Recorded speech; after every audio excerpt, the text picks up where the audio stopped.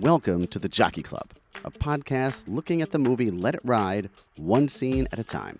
My name is Dan Delgado, and we're at historic Hialeah Park where one man is having the best day of his life. I'm having a good day. So come on in and hang out while we talk about this day and the greatest movie of all time, Let It Ride. Don't worry about that guy at the door. I've got you covered. You can even take my seat at the Jockey Club.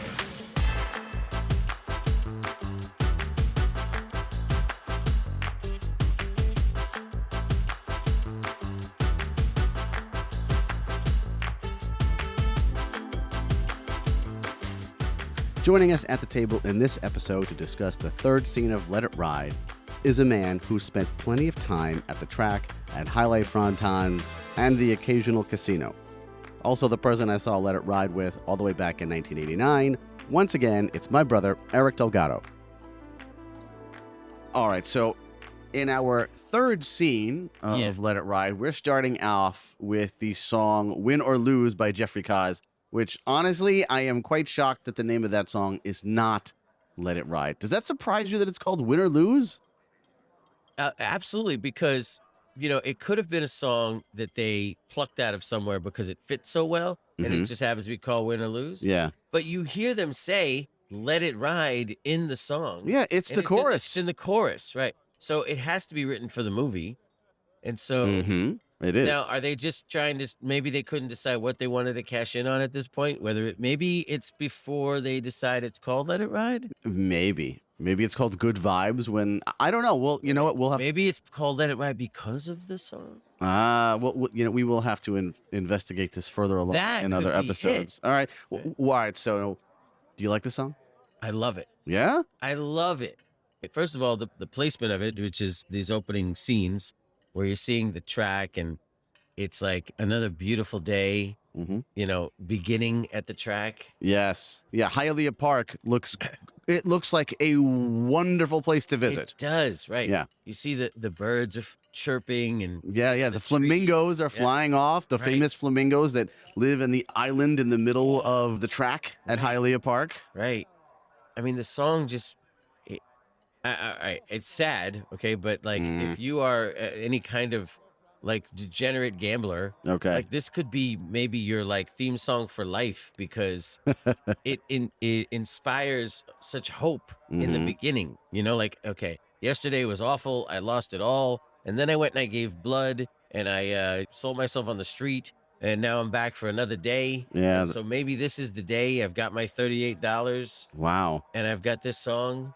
The song just sounds like... It sounds like in order to be a man, right? When you're tempting fate, yes, and you lay your money down, right? There comes a time when you've got to let it ride. Like this is a moment that you must overcome, that you must go through. It's a rite of passage. Oh, right, that's it. Yep. It's a rite of passage. Yep. Yeah, that's sort of the feeling that you get. Right. I read some review where I remember kind of criticize this as like, and it's a modern review, as, and terrible 80s songs are in there. That's just lazy. You're being lazy if you're saying that. That to me, that's ridiculous. Because honestly, okay, the movie did not have to have good songs. The songs, in fact, you didn't even need songs for this movie. But it turns out that they have these songs, and all of them are pretty cool. In one way or another, they all are expressing a really specific message in the movie. Yes. And, the genre is the genre, at the time it's modern. So, you could knock it for being not current, but that's what it was at the time, So to say cheesy 80s songs, you didn't make any effort. All right. So do you prefer this song to the song that I'm presuming is called Money Talks, which is the first, it's like the first theme song, right? Because you get the title card and Richard Dreyfuss, Terry Gar, like all your above the title type people. Right. And then everybody after the title is during this sequence. Right. Right? Yep. So I'm just curious, do Money Talks or No, it's Win or Lose. It's Win or Lose. It's Win or Lose. Money Talks is more just kind of fun. Okay. And the message is redundant. It could also apply to almost like that song is I don't know where that song comes from. But, obviously money talks. That's in all walks of life. It doesn't have to be about gambling. Then there's also the song from was it Guys and Dolls? Oh my God! You know what? We did not mention that in the opening. We did not mention it in that first episode, but we should. Right. You know what? Let's totally discuss that now. Right. Because I will tell you. All right. So that song, which is "Fugue for Tin Horns," Okay. from Guys and Dolls. Right. Right. And it's Stubby K, who's like, there's three guys singing it. Stubby K, somebody else, Right, and right. Frank Sinatra It's are singing it. Right. Mhm. That song to me is the first time I heard it was Let It Ride. Right. Right. And so Right. that song is always associated with Let It Ride. Absolutely. Far more. And I've seen Guys and Dolls Yes. a couple of times. I've seen Guys and Dolls. Right. And when they start to sing that song, you know what I see in my head? I see the Paramount Pictures logo. Right. Because that's where it starts to Absolutely. That's where it starts to play. Yes. And And it's beautiful. It is beautiful and it is perfect. Yes. I got the horse right here. His name is Paul Revere. No. Again, this song Yes. you might think it's written for this movie. Yeah.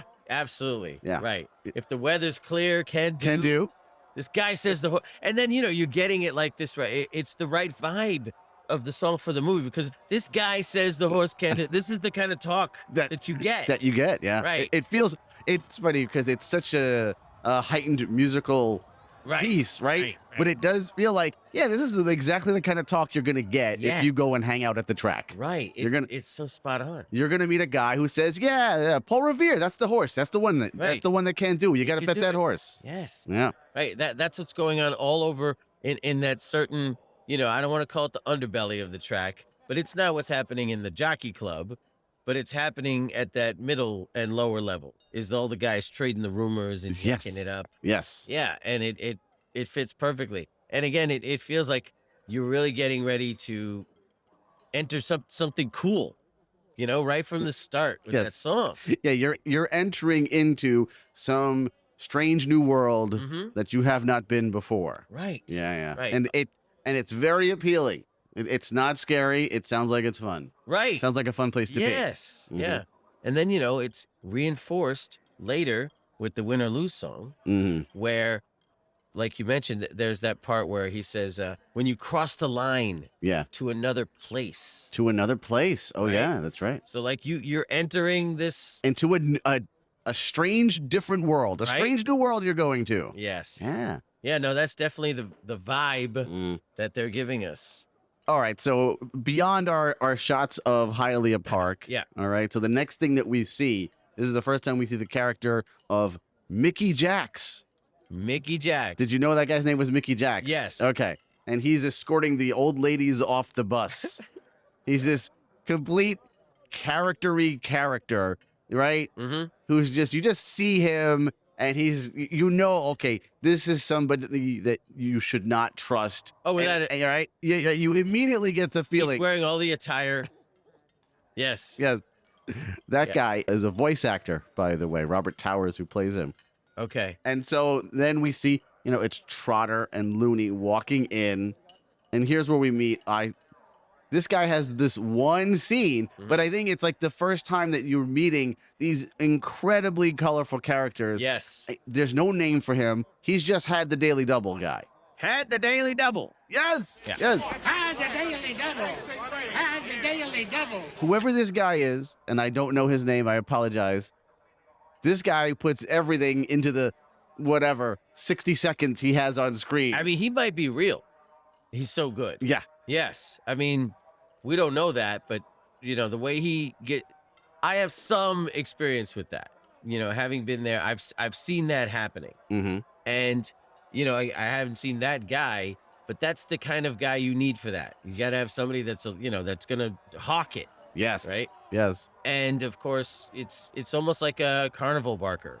Yeah, that's exactly right. Because he's there, and we should maybe point out that he's selling these Tip sheets. Thank you. Yeah. Yes, he's selling these tip sheets. Yeah. Come on, buy this. Here are my picks for the day. I am an expert. I'm such an expert that I had the Daily Double. Right. Yeah, I remember when I was watching this, I didn't really know what that meant, but he just kept saying it, and it sounds very funny how he says it. Right. Right? Oh, yeah. And if you don't know what it is, right, it doesn't sound that impressive. But it could have been, and it just would depend, right? Because some Daily Doubles could be 10 grand. So it would just depend on what the horses are. Obviously, the trick of a daily double is that you have to pick the winner of 2 consecutive races. Mm-hmm. It could even be, though, where the races are spread apart, too. Sometimes they do that to make it harder, right? So it's really just picking. It's almost like a lottery ticket, where you've got to pick 2 numbers out of, what, there's a field of 15 in each race, let's just say. So, you got to do that twice.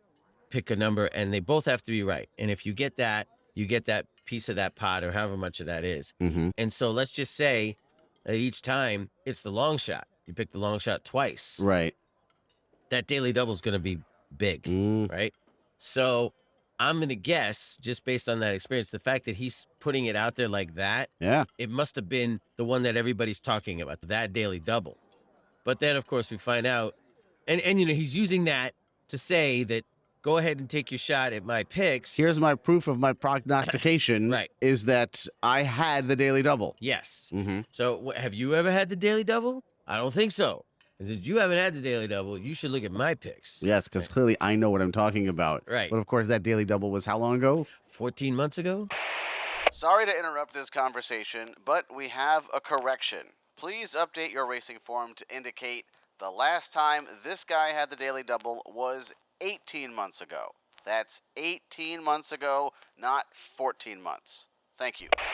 And so that, I have to say, the expiration. Sue me. Yeah.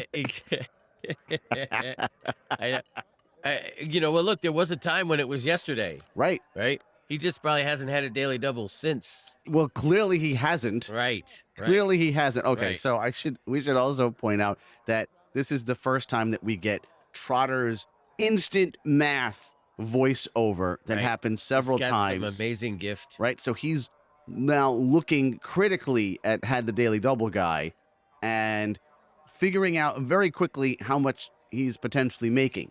And he comes to the conclusion that this guy, who clearly to us seems like a buffoon, right? Because of how he presents himself. Yep. He's got the tip sheet taped to his hat. Yeah. Right? He's wearing some sort of a Hawaiian shirt. Yeah. He talks like he's W.C. Fields. Right. But in Trotter's estimation of what he's doing, this guy is making $1.4 million a year. Right. And also another thing that this movie does is he sits there and thinks, whew, and then Daily Double guy, as though he's hearing the thoughts, says, it's a lot of money. Yes. Or he says, I know it's a lot of money. This is another Pitka kind of moment. It feels like. Right. Yeah. Because, all right, it's cool that Jay breaks it down. Yes. That's fine. But then somehow the guy interrupts his own thought. Yes. Reads the thought. Yes. And responds perfectly. Yes. It doesn't seem as though there is some other thing that he could be possibly responding to. Right. It's not as though he's actually responding to something else that Jay had said. No, it's so or specific. Something else that Looney had said. Right. Yeah. Right. And this is where, okay, there are several times, including in the opening song, where I just said, where you cross the line to another place. There have been times when I have thought, is this some sort of like fantasy? Is it a dream? Mm-hmm. What is this? Because things like this occur that can't possibly occur. Now, you could just dismiss it as like goof, right? Which it does seem like that. And it's much easier to do. But in totality, there's so much of that in this movie where it's like, okay, are you telling me, right, this is just a dream that Jay had, Yeah. Or something like that. Yes. And also, we get a top-notch joke where Looney gets the tip sheet, right? And Trotter's annoyed at him. What is you act like some hick who just came off the buzz? Right. And he raises, do you really like Chiquita's banana? First of all, the horse name is fantastic. Right. Chiquita's banana in the fifth, right. Which what does he say in response?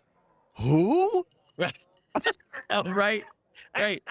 He doesn't know. Right. So that's scary. He has no idea the horse that he has picked. Right. That he bothered to put on his tip sheet. Right. That he's announcing to everyone, had the daily double. You should believe me. Here you go. Yes. Do you really believe in this horse? What? Right. What horse? Yeah. Who? Right. He tears the whole thing apart just immediately. And the thing is, right, you think the guy would be a little better prepared for an answer. Yes. than to just blow up his own spot. Well, I'm sure no one ever actually asks him questions. Yes, I'm sure it's exactly. just like, oh, I'll take a tip sheet for $2 or whatever it costs. Yeah, we've pulled the curtain back on the whole thing. If in this book, this can't be how it really operates. I mean, I guess on the tip sheet, it must say that it was 14 months ago, that it was over a year ago that he had the daily double. I guess, because that's how Looney knows. Another bad idea. Because for a second I was thinking, wait, maybe he never really had the daily double. Right. Right? But then you would update that, I would think. Unless you're just lazy enough that no one's noticing. I think this is why I think it must have been a big daily double. Because it would be okay for a while. Hey, remember that daily double that paid 118 grand? Yeah. I had that daily double. And so that's going to motivate you this whole day. And even if it was 6 months ago. Yeah. Now, at some point, it expires. I agree. I think 14 months is too long. But for sure. if it's, it could have been, there have been life-changing daily doubles. Okay, so is this the kind of thing where this guy is just some degenerate gambler? Yeah. Right? Yeah. He hits the daily double once, Right. and then the other guys are like, hey, you know what? You can now make tip sheets. Right. Like now he no longer has to bet. He can now use this reputation as a daily double winner. Right. Right? You've done the rare thing of hitting a daily double, and now you can just espouse your wisdom to all of the hicks who get off the bus. Well, I'll tell you what, he's got such a prime spot. Mm-hmm. You have to imagine he's got to pay, even though it's a tiny little piece of real estate he's got there. Right. That's worth big money because it's where everybody's feeding in to the track. So he's got to be paying somebody for that. Yeah. And then the guy does see as much of a joke as he seems. Yes. He also seems pretty polished about his whole deal until we start tearing it apart. We start looking at it. Right. Yeah. So I'm feeling like he's pretty experienced at this point. It may not be his first daily double. It may not be. Okay. But I'll say this, as far as Trotter's approach to it, to just immediately tear it up and say that this is garbage, I never felt that way. Because you were a hick off the bus. A little bit, I guess. I would feel like I could at least use the tip sheet to compare to what maybe I won't look at it right away. I'll look at my picks and then I'll compare them to the other picks and see if they line up. It's useful as a tool and it's only like $1. So I'm buying the tip sheet. Look at you spending your dollar. Oh yeah, my $1. Yeah. Yeah. I don't know. I'm not coming to the track with $4. Yeah. So $1 is fine. You might as well. And after all, this guy had the daily double. He had the daily double. Why wouldn't you? Right? I understand. Yeah. All right. So when we move on from this little interaction, we refocus back on Mickey for a second, who's getting some money from an old lady. Oh my goodness. She says that her leg doesn't work so great. Yeah. So can you take this, bet the number 6 horse? Yeah. Give me the change. Right. And this is where we're sure. Yeah. So Trotter disapprovingly sidles up next to him. Yes. He says, it's a living. Right. Knowing, yes, I know what I'm doing is disgusting. Right. Hustling old ladies for cash. Right. But what can I do? Yes. Right. Unapologetically, it's a living. Right. Okay. So after that, Trotter stops and gives Looney some cash. Right. Did he pick Mickey's pocket? He picked his pocket. He picks his pocket? Yeah, this is why this scene is troubling for me. Oh, is that right? Yeah, because we see Trotter disapproving of what Mickey is doing. Yes. And he should. Yes. So we're on Trotter's side. He's like, yeah, you're disgusting. Yes. Right? Yes. And so Trotter's solution, his vigilante style retribution here is to take the money from him and then give it to Looney. Yes. Not give it back to the old lady. No. He picks the guy's pocket, so we see that he does it very well, so that we see that he's got this disreputable skill.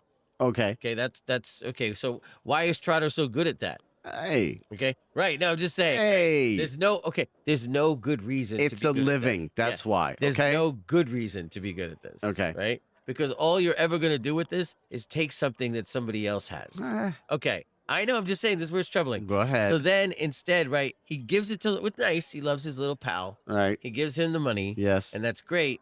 But the old lady is still effed. Yes, but here's the difference. Yeah.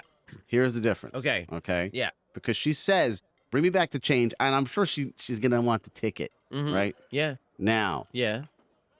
she's never going to get any profit out of Mickey Jacks, right? Yes, that's Now, right. Is he even gonna bring her the change, or is he just gonna disappear? No, I think he's going to disappear. Okay. Yeah, that's what I think. No, that's where the only.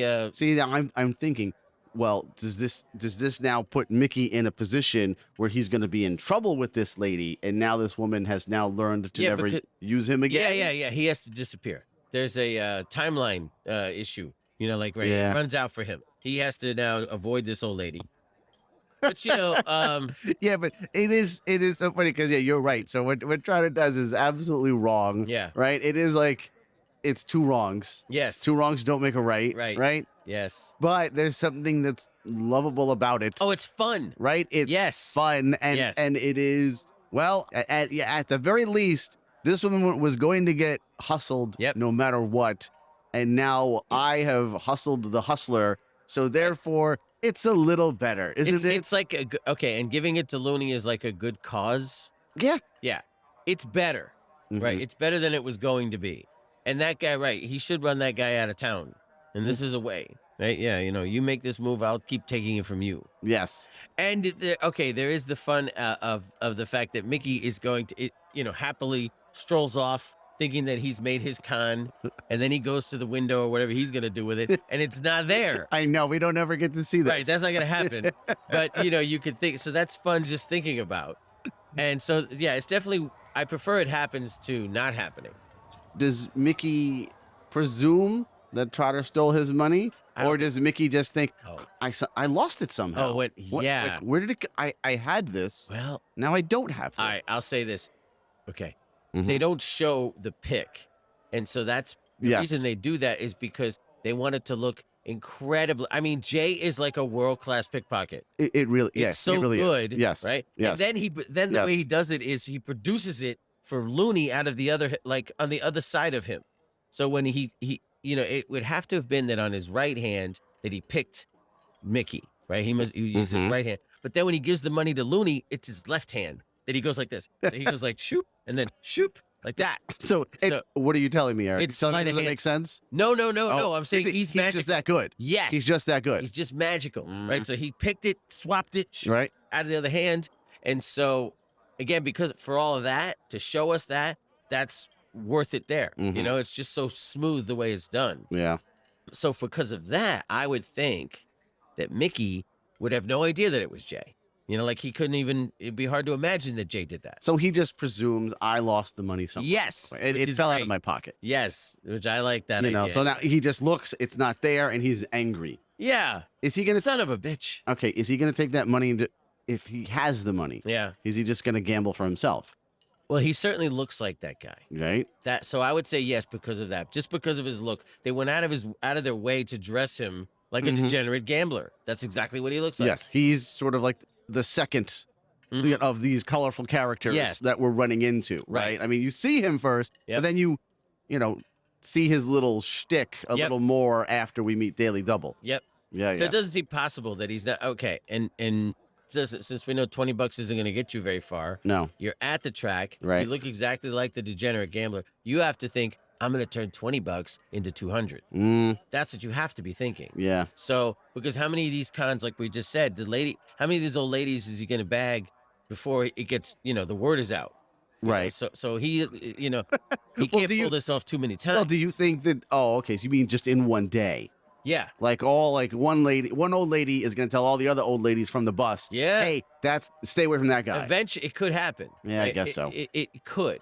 It seems as though, but he's escorting them off the bus. Yeah. So maybe he's just collecting all that money up front at the beginning, and you see him later on at the bar, right? Yeah. So maybe that's part of what he's going to do with some of his ill-gotten gains. Is I'm going to drink some of it. Yep. I'm going to bet some of it, and then I'm going to drink the rest of it. Oh yeah, that's all right. It seems like a perfect day for him. Yeah. That would be right. It would cover all your needs. It would be, what would be really nice is if we got the math voiceover for how much I thought Mickey gets in a day. I know they skipped that one. Yeah. I know. Skip that one. Right. Yeah. Little lost opportunity there. Yeah, especially right because I mean, it happens before we see it for the first time. So maybe it just doesn't, the other moment with the tip guy, you're able to pause and consider it. The other one is it's happening on the fly. Right. And we don't know what it is yet. Yeah. So maybe it would have been just a little too, maybe they thought about it and it's like, no, it's just not going to flow as well, because it would have been good, right? If that happens later, we've seen Trotter do it already, so that we can just watch him from the side. He could just observe it and go, okay, 1, 2, 2, 2, 2, and then spit it out. Yeah, but also this Mickey is straight up ill-gotten gains. Yeah, I know. It's straight up illegal. I know. You have to observe that too. Yeah, so maybe that's part of the reason that Trotter's not going to look at it, because he's... Oh, yeah, that's true. Right. Right? He's always looking for an opportunity for himself. Yeah. So this could be one, right? So that wouldn't be one. No, this one doesn't work out. And you know what's funny about that is that, I mean, he'd be better at it than Mickey because of his pickpocketing skills. Oh, that's true. He might not even need to talk. Right? He can just be like, let me help you off the bus. I'll help you off the bus. He's walking away. He's got $80 in his pocket. Right. Yeah. That's crazy. Maybe there's another world where Trotter used to be Mickey. Right. Right? Where he used to be that guy. Right. Maybe they worked in a team. Wow. If they did, I would have seen them on an episode of Starsky and Hutch. Oh. Because Mickey looks exactly like every lower end informant. Not like any of the really good ones. Okay. But there's every now and then you get this secondary informant. Looks exactly like the Mickey Jack's character. Hey, Starsky. Yeah. If you're looking for Huggy Bear. All right. So this scene ends where Trotter decides, you know what? Let's not go into the park just yet. Let's go across the street. Yeah. And so one thing I always like is when, well, I say always, but I now know, right? Because you and I are South Florida guys, right? Yes. We've lived there for years and years. In our prime. Yes. Yeah. I've been there for 40 years now. I would like to point out that I'm in my 40th straight year of Florida living. So well past your prime. So well past Right. it. All right. So, but I now know that when they cross the street, yeah, and you see them walking at you, yes. right? Hialeah Park in the background. Yes, beautiful. It's not Hialeah Park in the background. What? Those are gates that they just put somewhere wherever the bar is. Right. So they could show them crossing the street, because, again, just like you might do this with another movie that you're obsessed with, you try to look at it. What are these locations? Yep. I live near here. I should be able to find these locations. Oh, yeah, without a doubt. Where is the bar that's across the street from Hialeah Park? Experience Why that. does it not exist there? Yeah, that's a shame. Yeah. Hollywood movie magic. Yeah, absolutely. Yeah. But I'll tell you what I love about that just little quick blip where they're crossing the street. Mm-hmm. That whole, it's so authentic in this way that these guys are regular track dwellers, and it's not just, okay, we never got to this level. When we're going to go to the track, we're on a mission, right? It's to get there. It's to bet those races. It's to, have that experience. These guys are showing you that for whatever reason, they're I think it's, what is it? The fourth race is the first one he's going to bet, and the third. I don't know. I know we just know it's the 4-horse, but I don't know. Yeah. Maybe it is the third race. Yeah, it's not the first race or the second race. So it's at least the third or the fourth. Sorry to interrupt this conversation again, but we have another correction. Please note in your racing form that it is indeed the first race that Trotter is betting on. That's the first race of the day, not the third. Thank you. And so he has no interest. He's okay to have no interest in betting, even looking at those races. You know what? They know exactly how much time they've got. Let's trot across the street, no pun intended, to the local bar, and that's part of the experience for them. Yeah. Like that would never occur to the tourist type track dweller, that is going to show up there. You're going to go and get the experience that the track offers you, which is first, okay, I got to get a program. I got to start looking at the first race. Yeah, you're going to you do that. You're going to get your beer right there at the track. Yes. Yeah, you're not going to go across the street. And honestly, it's going to be cheaper if you cross the street probably than that track beer. Right. Right? Yes. And so who would know that? So the thing about it is I have envy of that aspect of it for them. Obviously, it's not great to be them, overall, as we're going to learn. But in that moment, it's like everything's so casual for them. Yeah. Oh, you know what? No, let's just out of course and get the beer. Yeah. This is just part of where it is. Let's Yeah. go to where we normally hang out and Right. there's I don't know, a nonchalance to it. Let's take our Yeah. time. What are we doing? Yes. This isn't work. This is how we live. Right. And Yeah. and that's why I feel like if I were with him, Yeah. the first thing I might say is, well, wait, are we gonna make it to the? Shouldn't we go bet the whole? What are Right. we? Yeah. Like, I'm not feeling any. Yeah, let's do. Yeah. That's the thing I envy. Right. Anytime we were, we'd be doing something like that. It's like, all right, we got to get to our seat, get ourselves right, make sure we don't miss the Yeah. thing that we need to do. Yeah. Don't play around. Yes. Don't play around. Get that bet in immediately, Mhm. and then you can walk around. And if you want to get a pretzel, get one. But you're getting it at the but track. make sure you get it and then get back because you Get don't know to your this thing seat. starts at 2 minutes to post. Yeah. Yeah. No. Get to your seat. It doesn't matter that you've bet 2 races ahead. Yeah. Right. Right. You want to get to your seat. What if somebody's in your seat? You got to make sure that's not happening. I know. I honestly, I covet their situation for that. But of course, what is Their casual attitude about gambling? Is that what Yes. you covet? Yes. Yeah, maybe. Yeah. Now, what does it take to get there? You have to become a complete degenerate scumbag. You have to have blown up your life. Right. That's where, the price to pay. where just 2 scenes earlier, Yep. you were making promises to your wife. Oh no. You're now going to break them all based Yeah. on a tip that you heard in the backseat of a cab. Right. Or really, that your friend heard in the backseat of a cab. Right. So Yeah. Mm-hmm. cost benefit, huh? Yes. Mm. Yeah. You want to do that? No, I'm probably out. Okay. All right. Yeah. Yeah. But I still envy it. The feeling. Honestly, I envy it too. Right. Just I give envy me, it too. just inject me with the feeling. Yeah. That's all. I don't want to go through the experience of what it takes. There's a deleted scene actually that goes in between where Trotter is parking the car. He's parked the car, right? And he gets out and he sees the guy where in the lot that he parks it all the time. And I guess he's so certain of his victory today Mm-hmm. that he gives him the car. Oh, wow. Yeah. Oh, I've never seen that. Yeah. Well, it is deleted scene. Wow. And he says, yeah, you can have it, which seems a bit, Ooh. seems a bit ridiculous. First of all, that's grandiose as hell. Exactly. Right. That's a much better word. It's a very grandiose move. Yeah. And I'm a little glad that it got cut because it doesn't feel like you should be doing that at that No. moment, No. right? Because you're so desperate that you've now done whatever you can to get yourself back together Yep. and move on and restart your marriage. You Yep. shouldn't be giving away your car, although it does speak to the degenerate nature, right? Where you just can't help it. Right. But yeah, it's like, nope, go ahead, you can have my car. And the guy's overjoyed. And he's like, course he oh, would be. okay, yeah. Yeah, it's not a bad car. No, it's like a big old Cadillac with it's a convertible. Right.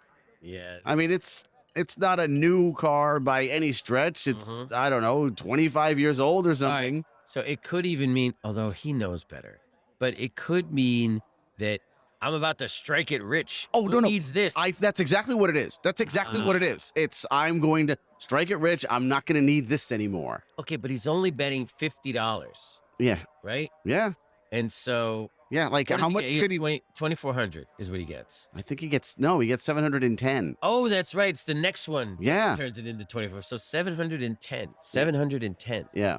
Yeah. Yeah. That So what is that? that's not enough. That's 2 weeks' pay at the best. Get out of here. Yeah. Yeah, so I'm that's not changing your life. Yeah. So I'm glad that got cut. Let's Yep. Put it that way. I agree with that. Yeah. He's a guy who's looking for the signs, Mm-hmm. right? Right. And so he's already heard that he might be walking around walking- lucky and not even know it. Yep.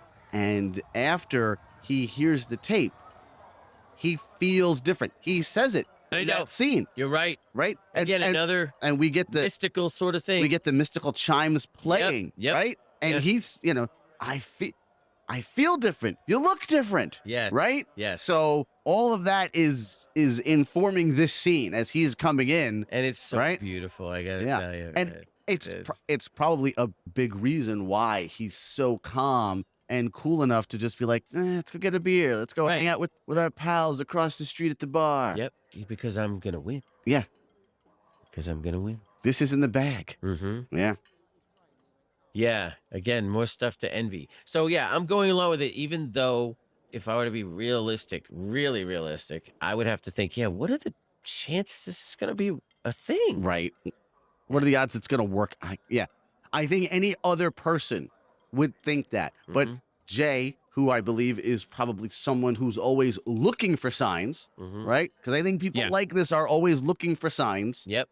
Yes. Has found a couple, right? Maybe walking around lucky. Looney has come across this unbelievable once-in-a-lifetime opportunity. Yes. I feel different, right? So all of these things are adding up to him to, this is it. This is my day. I've always wanted to have just one day. Yeah. So how come he only brings $50? I think that's all he has. I know he only has 50, but it seems like a really round number. It is a really round number. Right? Like I would think maybe he has $57. Well, he's squirreled away $50. Maybe working round numbers, and maybe it's just a thing that it's easy for people to keep in their head as a movie. It's $50 is easy. It's true. Would you have? All right, let's just say it's you. Yeah. And let's just say you believe, and you believe to the point where this is going to work. The money I'm going to bet. Here we go. It is a sure thing. Okay, that infamous phrasing. So let's just say that. Right. Are you maybe gonna pawn your car? Right, instead of your give it wedding away? ring. Yeah. Yeah. Are you gonna now? I'm coming to the check with $308 instead of $50. That's an excellent question. Yeah. The only counter I have to that. Yeah. Like maybe he could have sold it to the valet. Right. Yep. You can have this car for $50, like something really small, but Yeah. that would work out in his favor, right? Because anything will help. Sure. But he hears this, I don't know, 4 o'clock in the morning. Sure, I know there's not a ton of time. Right? Yep. He does not have the time to go and acquire too much more. Right, he's still in yesterday's suit. He's still walking around in yesterday's suit. Right. Yes. Okay. So I go with that. Yeah. Okay. Okay, the thing is that we know that it's going to take more than this bet to make it happen. And this is the one that, Yeah. this is the one that makes it, that starts it. Well, I think initially he's all right. So let's just take out the part of the deleted scene where the overconfidence is really showing because he's going to give his card away. Yeah. I think he's just looking at it, and he is, as just a nice, quick, easy score. Right. I'm going to bet this one thing, and I'm going to leave. I believe that. This is my day. This is my time. I've got this one bet. Right. And I think that's part of him going to like Gamblers Anonymous, him thinking about his commitment to Pam. I'm going to do this one little thing. Right? Right. The evidence that it is his day, while he feels that in the back of his mind, maybe it's not fully there. Right. For him to just be like, okay, I got to keep going. Right? I totally agree. Right. Because right. we know he can't possibly be thinking that this move, the way he's approaching this move, is going to change his life. Yes. It's just going to be a nice score. Yes. That's what it is. Yes. So, so that's, again, you're right, where giving away the car doesn't line up with that. That's almost like how the day's going to end. Yeah, that's right. Yeah. That. I've read the rest of this script. I know what's going on. So, yeah, take this junky old car. Yes. Yeah. That's why when, honestly, I guess the first time I see it, I have to put the pieces together a little bit that this hasn't changed his life, especially his reaction. We know, with what, as it turns out, the overreaction. It's nothing but pure glee. Yeah. Right. And so then when we, and I've done the math already though, and I think I might even be telling you. I think I'm telling you at the time, like what this, what it's about to come to. Okay. One of my great skills that I was, very proud of at the time was I had learned how to work out what the odds are versus what the payout will be. Because they're not the same. Look at you. Right. So like a 4-to-1 bet is going to pay more. You would think, okay, $2 on a 4-to-1 bet, it's going to pay $8. Right. No, it pays a little more. So it just depends, right? And I don't know these numbers anymore, but I used to know them exactly, right? Like $8 is going to pay $9.10, something like that. Right. Okay. It pays the same every time. You have the Jade Trotter, Yes. instant math ability is what you're saying. Yeah. And so I'm at the time I was, so I'm looking at before the The only time you get it in the movie is at the very end with the final bet, Okay. where the ticket seller, Okay. he does the math for him. Oh, He yeah. Yeah. says, what will this come to? You know? Yeah. And he's like, oh, that's going to drop. Well, there you go. You're going to drop the odds down to what? 4-1? 8-1. 8-1? 8-1. 8-1. Yeah. Right. So that was, so that's the first time that you can multiply and figure out, well, yeah, it's over $500,000. Mm-hmm. But so throughout the movie, I'm doing that in that first time, right? All I'm seeing is really nice money. Yes. It's not like I don't even know if you can come home and justify it to Pam. Listen, I broke a few of our promises. Right. But here's $710. 700 and what? That's it? Yeah, that's not enough. You mean to tell me? That's not enough. He's going to take that 710 Right. and take his ass to a motel. Yeah. No, right. No, right. Yeah. 'Cause You're in trouble son still. of a bitch lying, no good. Yeah. For $700, you broke our covenant. Yes. Yeah. She'd be right. You better come home with at least $1,000. This is true. I mean, at least $1,000. Of course, we are talking about 1989 money. Right. Yeah, no, not $1,000 now. Yeah. $1,019.89, which is Pretty good. more. Oh, yeah. Which is definitely a decent amount more. Yeah. I mean, in 1989, you're shooting for $30,000 a year. You're doing fine. Mm-hmm. So that's what? It's not a month's salary. Yeah. It's still like 2 weeks' salary. But still, 2 weeks' salary, straight up. What's 2 weeks' salary now? Okay, well, listen. How much? Yeah. This is very, Go ahead. like you're asking the ticket seller. Sure. How much is $1,000 in 1989 today? That's perfect. Okay. Right? It is $2,267. Son of a bitch. There you go. I was going to say 2,500. Yeah. So, yeah. So now he's coming home with 2,200. Yeah. Honestly, $1,000 makes a little, that's enough of a difference. Yes. Yeah. I mean, she's not going to you're still going to get reamed.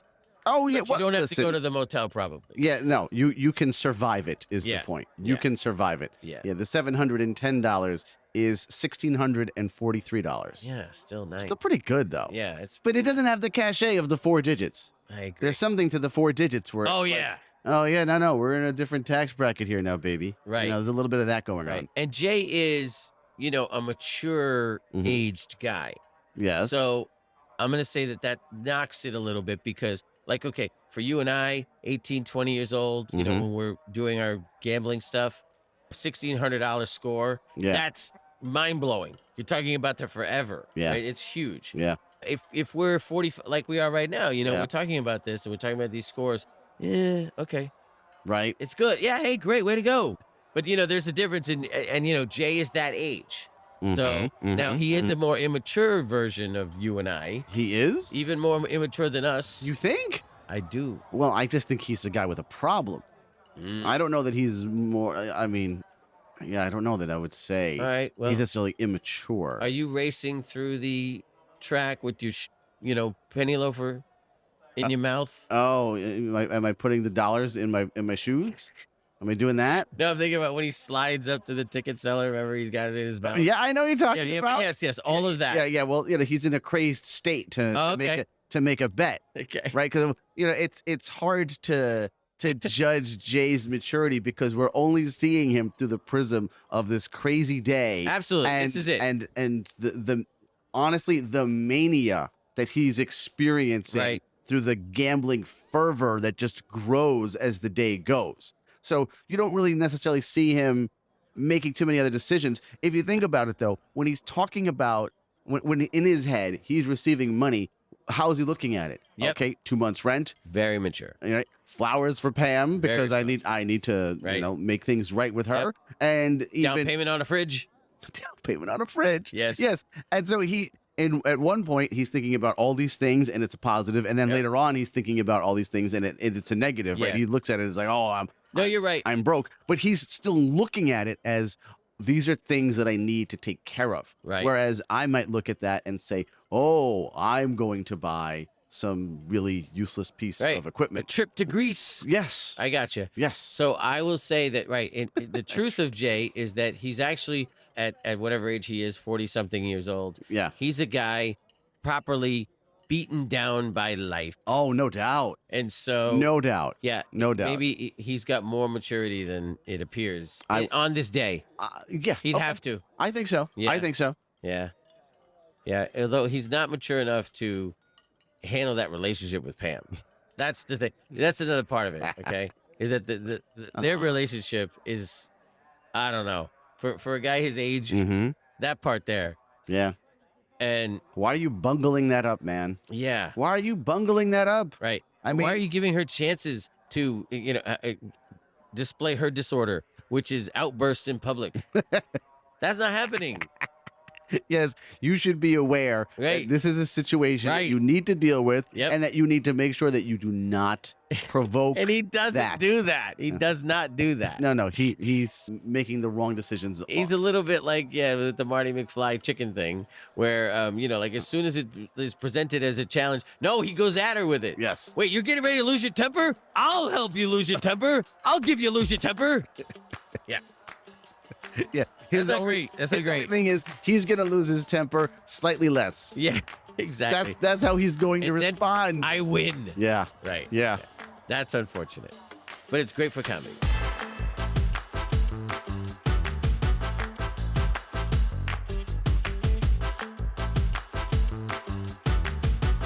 Thank you for visiting the Jockey Club, a look at the movie Let It Ride, one scene at a time.